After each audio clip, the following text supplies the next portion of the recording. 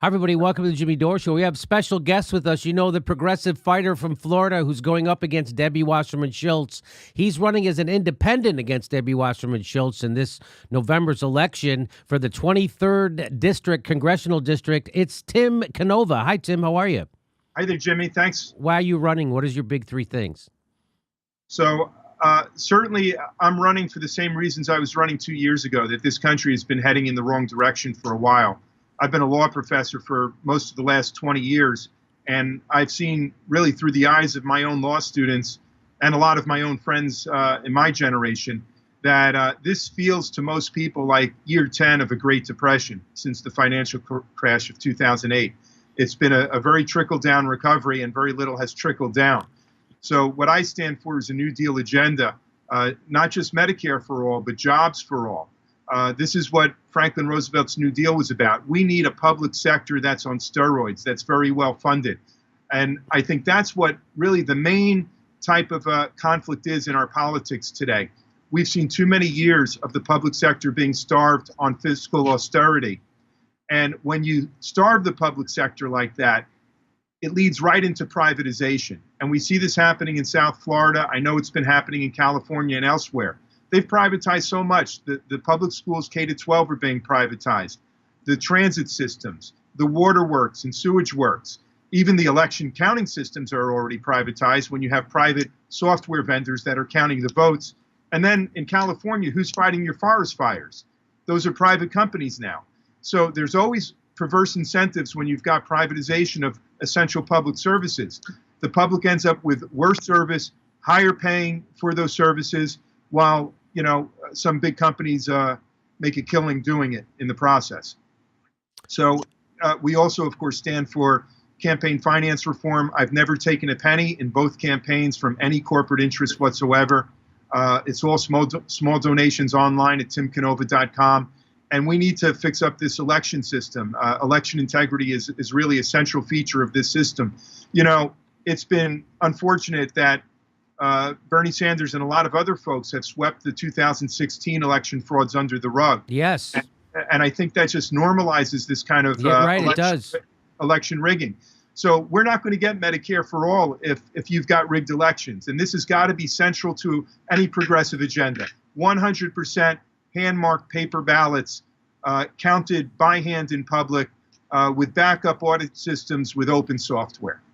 Couldn't agree more. We're not going to have a progressive legislation if we don't have if we have our elections are hacked, or if we don't have integrity and paper ballots. We're not going to get it without paper ballots, because obviously there's been a lot of chicanery happening right there in your district. So, and that's been happening all over. So I really appreciate you coming on. I appreciate you running as an independent, because now people don't realize.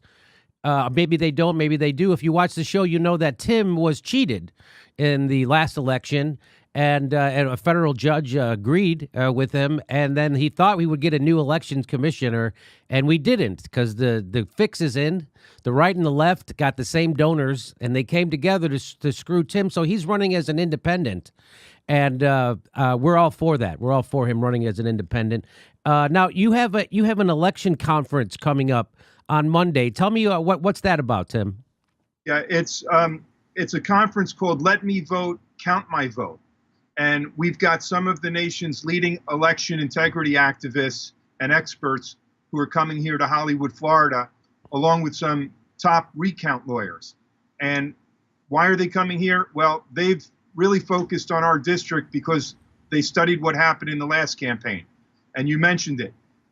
We had our doubts about the final numbers, so we tried to inspect the ballots, and the supervisor simply threw the ballots out. It was actually a state court, Florida Circuit Court, granted a summary judgment and ruled in the judge's decision in his order that the supervisor had violated numerous federal and state criminal statutes. And we, of course, were hoping that she'd be fired, there'd be a criminal investigation. And as you mentioned, none of that has happened yet. And apparently it's because Debbie Wasserman Schultz's corporate backers are also the same backers the Republicans have, and they prefer the status quo rather than a progressive like me getting in and really taking a look at what's happening with the election system. I should also mention that they didn't just throw out the ballots. We wanted to see the software of the digital scanned images, and no one's ever anywhere in this country allowed to look at that software. The software is proprietary. It's owned by the private software vendors that the local supervisors and boards of elections hire. So the system is very well rigged, and I think most times when a candidate loses, we lost by more than 10 percentage points. They figure no losing candidate's going to ask to see the paper ballots. And I think that's what really messed them up. We defied their expectations, and when we asked for the ballots, they jerked us around for half a year. We finally filed a lawsuit, and then they panicked and threw out the ballots while the lawsuit was pending. I do hear that maybe after the November election there might be consequences, there might be criminal investigations, but what good is that going to do us? We've got a November election coming up. We want to make sure they can't steal it. And I'll tell you, I spoke to my mom recently, and I've told her, this feels like Groundhog Day here. Every day for the past 32, 33 months, I'm in this mortal combat with one of the most corrupt machines in the country. But it also feels a bit like the movie High Noon. You probably remember High Noon. You're old enough to remember that. Gary Cooper's alone on the main street facing the bad hombres coming into town. The only difference is I think we have the cavalry that's now beginning to come to the rescue. These election experts are a godsend right now, and they're going to be throwing their weight around, and I think really putting the election officials on notice that if they mess around with us, there's going to be recount lawsuits coming from day one. Well, that's good news. So tell me, so this election conference is, where's it happening at? It's happening in Hollywood Beach, Florida. We've posted it up online. It's at the Hollywood Community and Cultural and Community Center. It's right down near the ocean. We've got Mimi Kennedy coming here from Los Angeles. She's going to moderate. She's a great election activist, and I think on the board of directors of the Progressive Democrats of America. We've got Andrea Miller and Benny Smith, Lulu Freestat, who was the election expert who came here to South Florida and did try to spearhead the inspection effort of the ballots. So it was really her efforts that bared a lot of fruit when they destroyed the ballots. Chris Souter, who's one of the top election recount lawyers in the country, and John Brakey from Election Audit USA, and Emily Levy as well from the same organization. So this is really a heavy-hitting panel. I don't think there's another election integrity conference or forum anywhere in the country this election season like this one. Well, it's certainly needed, and it's certainly needed where you are. We just had Tulsi Gabbard on our show, and she has a bill. She wants to have a paper ballot. She wants to have a paper trail. So even if it isn't a paper ballot, you get a printout on paper of your vote.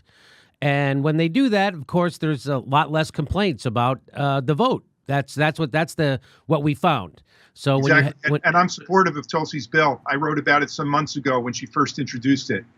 So these people who want to scream about Russia hacked our election, it's weird because they don't seem to want to do anything to make our elections more secure and safe. Isn't that weird, Tim? It is telling. There was an article in the New York Times a few months ago called "The Myth of the Hacker-Proof Voting Machine." And they go in to describe how just about any electronic voting machine can be hacked, even if they're supposedly not connected to the internet.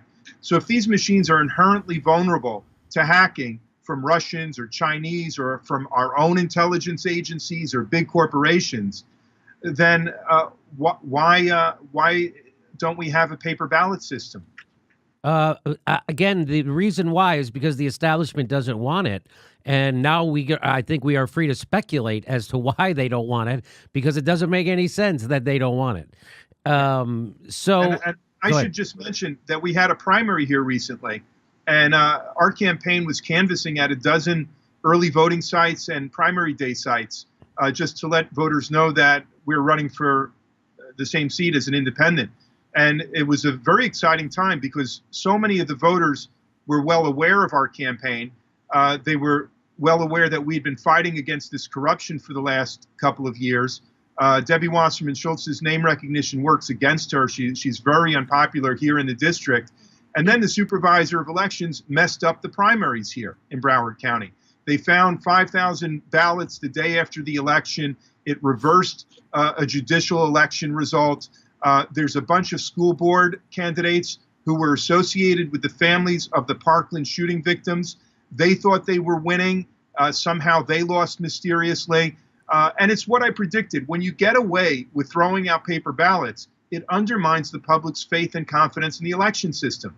So at this point, there's a full-scale insurrection going on in Broward County where there's a lot of Republicans and independents who are flocking to our campaign because they see this isn't about Democrats versus Republicans. It's about basic integrity versus corruption at this point, whether we have a democracy or not. All right. So let's tell people. So you're having this sounds like a good time. The election conference, a great panel. It's happening Monday, 8 p.m., I'm going to guess, is the start time? Well, actually, 6 p.m. Eastern, 6 to 8 p.m. We're going to live stream it. It's going to be live streamed on a couple of different platforms, certainly our campaign Facebook page, among others. And, you know, I think it's going to be a crowded hall, but those who can't make it to South Florida can tune in for sure. Okay, fantastic. So we'll put a link to that underneath this video. And you know what? I'd like to talk to you next week and see how this conference goes, okay? Are you available next week? We can talk? Absolutely. I would love to be back with you then. Okay. Tim Canova, independent, progressive, running to take down the corrupt system that is known as Debbie Wasserman Schultz. Great job, Tim. Thanks for talking to us. Thanks for watching. Please make sure you're subscribed. Even if you think you are, you're probably not. It only takes a second to check, and then you have to ring that bell so they send you a notification when we drop a new video. Otherwise, they won't tell you when we drop new videos. And if you like our show, please help support it. Become a patron. We give you hours of bonus material every week, and we give a live stream. We do a live stream every Saturday at 2 p.m. Pacific time when you could ask us questions, and we answer them back. Thanks for your support.